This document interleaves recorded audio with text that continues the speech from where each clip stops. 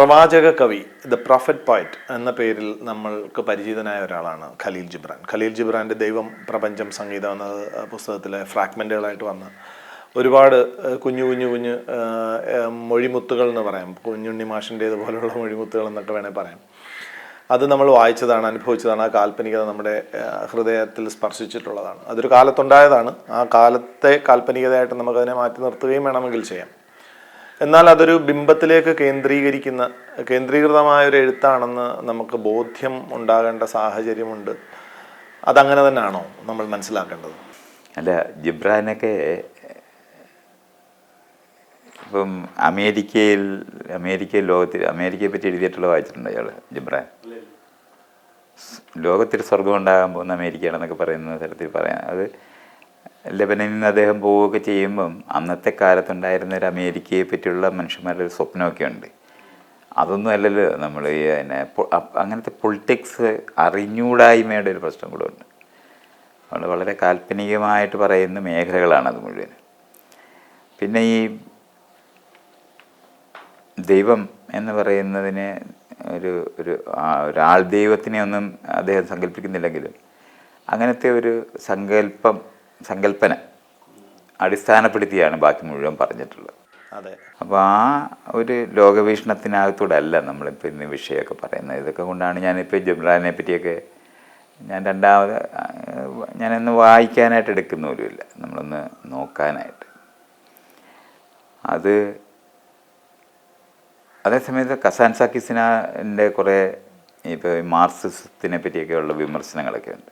അപ്പോൾ അദ്ദേഹത്തിൻ്റെ ഫ്രെക്ടിസൈഡ് എന്ന് പറഞ്ഞ പുസ്തകം, ആ പുസ്തകം വളരെ ഇപ്പോഴും നമുക്ക് ഈ മാർക്സിസ്റ്റ് ലോകവീക്ഷണത്തിനെ ഇന്ന് നമ്മൾ പറയുന്ന രീതിയിലല്ലാത്ത ഒരു ക്രിറ്റിസിസം വയ്ക്കുന്ന ഒരു സ്ഥലമുണ്ട്. അതിനകത്ത് ഏറ്റവും സവിശേഷമായിട്ടുള്ള അതിനകത്ത് പ്രധാന നായകനും അതിന് സുഹൃത്തും കൊണ്ടാണെന്ന് തോന്നുന്നു. ഇങ്ങനെ പറയുന്ന ഒരു വരിയുണ്ട്. എന്ന് പറഞ്ഞാൽ ഇവരിങ്ങനെ അന്വേഷണങ്ങളുടെ ലോകത്തിനെ പറ്റി സംസാരിക്കുന്നതിനകത്താണ് അത് പറയുന്നത്. അത് നമ്മുടെ യാത്രയുടെ അവസാനം അന്ത്യത്തിലൊരു പഴവിരിപ്പുണ്ട്, അത് പോയി പറിക്കുക എന്ന് പറയുന്ന പോലെ അല്ല, പോകുന്ന വഴിയെപ്പറ്റിയും നമ്മൾ ആലോചിക്കണം എന്ന് പറയുന്ന ഒരു സ്ഥലമുണ്ട്.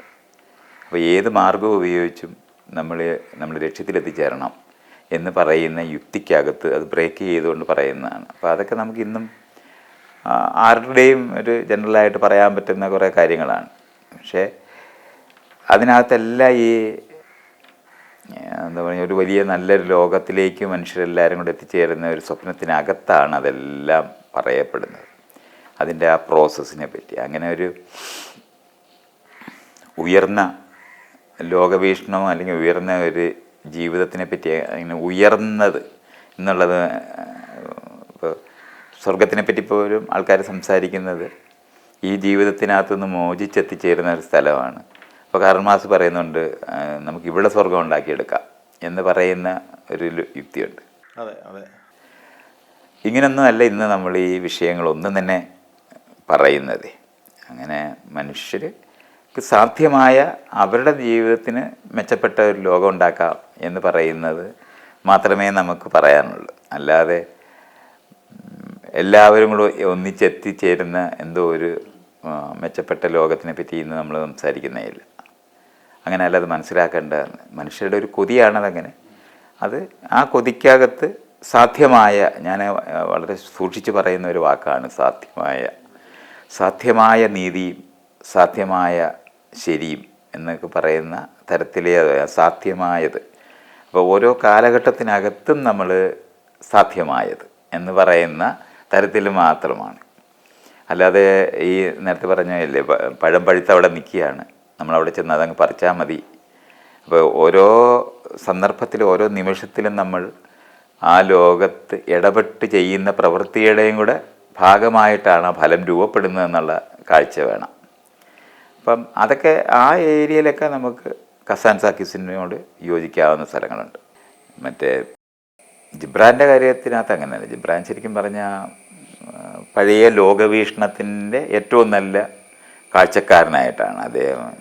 സത്യവും നീതിയും ഒക്കെ നമ്മളങ്ങ് എത്തിച്ചേരാനായിട്ട് വേണ്ടി നിൽക്കുന്ന ഒരു മനുഷ്യരുടെ ലോകത്തു നിന്നാണ് അത് മുഴുവൻ പറഞ്ഞിട്ടുള്ളത്. അപ്പോൾ പ്രോഫിറ്റൊക്കെ നമ്മൾ വായിക്കുമ്പം ഇൻസ്പയർഡ് ആകും ആൾക്കാർ. അതിപ്പോൾ കാർൽ മാർക്സിൻ്റെ കമ്മ്യൂണിസ്റ്റ് മാനിഫെസ്റ്റോ ഇന്നും വായിച്ചാൽ നമ്മൾ ഇൻസ്പയർഡ് ആകും. പക്ഷേ അതേസമയത്ത് നമുക്കിന്ന് അങ്ങനെയല്ല അത് കാണേണ്ടതെന്ന് അറിയുന്ന അതേപോലെ തന്നെ തിരിച്ചറിയേണ്ടതാണ് ഈ ജിബ്രാൻ്റെ പ്രോഫിറ്റൊക്കെ വായിക്കുമ്പോഴുള്ളത്. അങ്ങനെ അല്ലത്. ജീവനെപ്പറ്റിയും ജീവിതത്തിനെ പറ്റിയും അതിങ്ങനെ എന്തെങ്കിലും ഒരു ലക്ഷ്യത്തിലെത്തിച്ചേരുന്ന യുക്തിക്കകത്തോ, അതുപോലെ തന്നെ മനുഷ്യനെന്ന് പറയുന്ന ഏറ്റവും ഉദാത്തമായ സൃഷ്ടി, അങ്ങനെയാണ്, ഉദാത്ത സൃഷ്ടിയാണ്. അതുപോലെ തന്നെ ചോസൻ ഫ്യൂ എന്ന് പറഞ്ഞാൽ ഖുറാൻ അല്ല ബൈബിളിനകത്തും അല്ലെങ്കിൽ തോറായ്ക്കകത്തും ഒക്കെ പറയുന്ന ആ സെലക്ട് ചെയ്ത ആ അത്തരത്തിലുള്ള മനുഷ്യരെ പറ്റിയുള്ള സങ്കല്പങ്ങൾ, ഇതൊന്നും തന്നെയല്ല ഇന്ന് നമ്മൾ എവല്യൂഷൻ കൊണ്ട് ഉദ്ദേശിക്കുന്നത്, മനസ്സിലാക്കുന്നത്. മനുഷ്യർക്ക് അവർക്ക് ചുറ്റുപാടിനെ നമുക്ക് അനുകൂലമായി കൂടുതൽ മെച്ചപ്പെടുത്താം. അതിനകത്ത് മനുഷ്യരെ തുല്യരായി കാണുന്നത് വഴി, വ്യത്യാസങ്ങൾ നിലനിൽക്കെ തന്നെ തുല്യരായി കാണുന്നത് വഴി സാധ്യമായിട്ടുള്ള ഒരു നീതിയുടെ ലോകം. അല്ല എല്ലാവർക്കും ഒരുപോലത്തെ നീതി ഉണ്ടാക്കാൻ പറ്റുമെന്നുള്ള സങ്കല്പം ഒന്നും മനുഷ്യ സഹജമായിട്ട് സാധ്യമല്ല.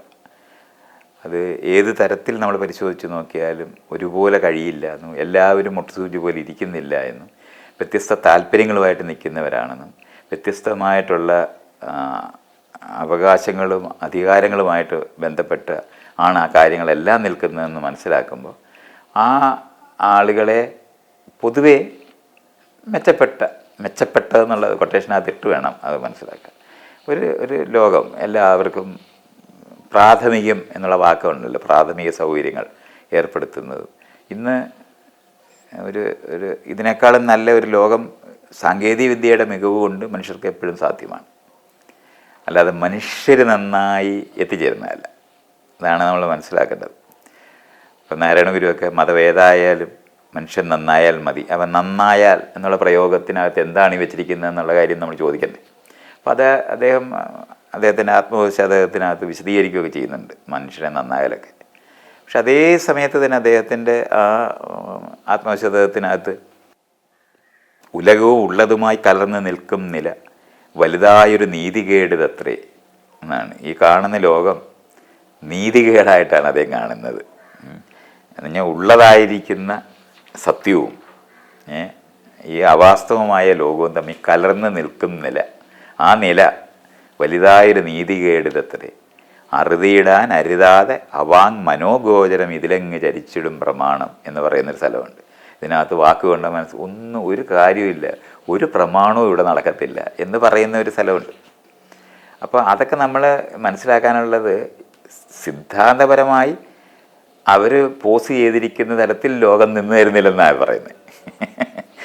അതാണ് ഒരു സ്ഥലം. ലോകത്തു നിന്നുള്ള ഒരു യാഥാർത്ഥ്യത്തിനെ ലോകത്തിനെ പറ്റി മനസ്സിലാക്കി അതിനകത്തു നിന്നൊരു സിദ്ധാന്തം ഉണ്ടാക്കുകയല്ല, നമ്മുടെ ആഗ്രഹചിന്ത കൊണ്ട് നമ്മൾ ഉണ്ടാക്കുന്ന സിദ്ധാന്തങ്ങളാണ് ഉണ്ടാകുന്നത്.